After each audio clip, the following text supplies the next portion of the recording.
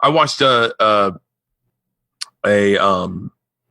Shirley Temple episode on the tour bus about, because I heard Whitney talking about Shirley Temple being sex. It was about sex, and like it was odd that a little girl with no father would walk around and sit in men's laps. And I was like, that's interesting, because I never thought of Shirley Temple as that. I always thought of the racist side, racist side.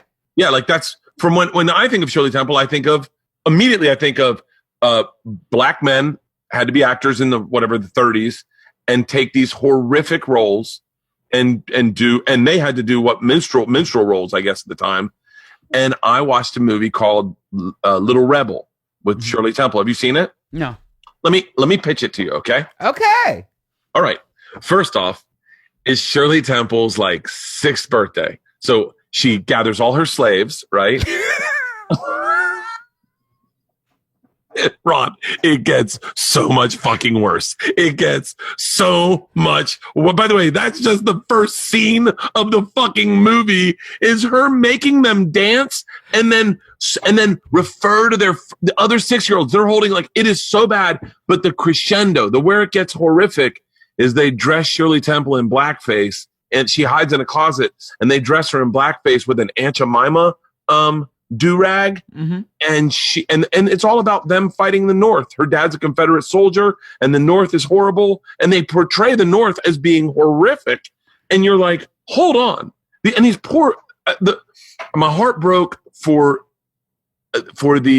my heart broke in a lot of places. And by the way, this is why I think it's important they don't get rid of, scrub our history of these movies, is that it's important to feel. Is I'm sitting on my tour bus, I'm hungover. You know, I got Shane, Captain Woke, above me. So if I have any questions, I can run them by him. So when I'm watching this, I feel bad for the older dudes that are playing like her slaves, but I felt really horrific for the children, the slave children. But by the way, they're just actors.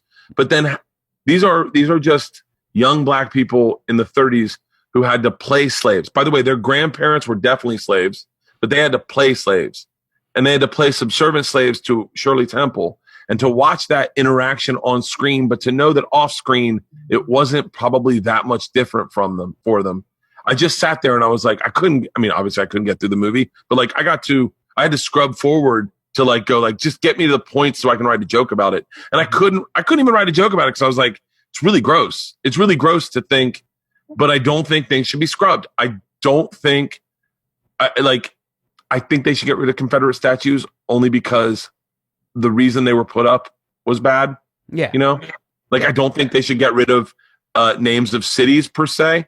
Like, I don't think they should get rid of Washington, D.C. or Columbus or Austin or all the cities that they want to change names of. Because then we're just going, what are we just going to call it? District 7? And we're turning into... Well, I think overall, that's just used to complicate what the real issue is, right? Like the real issue is a very, very simple issue. Ron. That's it. I want you to explain that. It is used to complicate the real issue.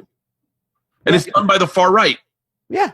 It's just all these things that are thrown in and added, like, well, they want this and they want that and they want to change the world and they want to run the thing. And even Terry Crews is out there being like, well, we can't make it turn into Black Lives Better. And it's just like, that is not what this has ever been about, even though if that happened, fuck you, your turn. But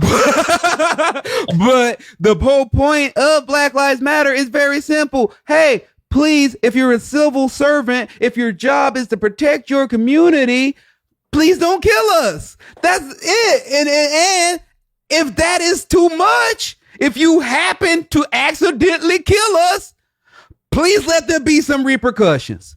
That's it. That's the whole thing that's about. And it's bigger. As much people then go, all lives matter, blah, blah, blah, blah, blah, blah. And it's like, yeah, that is used as such a throwaway statement. But what they don't understand is how important Black Lives Matter is to their very statement. It is a test. It is a case of like, if you allow this to happen to people that you can the same propaganda that they use for Nazis, for Japanese, and then they like, you just refer to black people as thugs and as violent and as this. And then if you are just willing to go like, well, you shouldn't fight with the police and you shouldn't run from the police and you shouldn't do this. That's why you get murdered.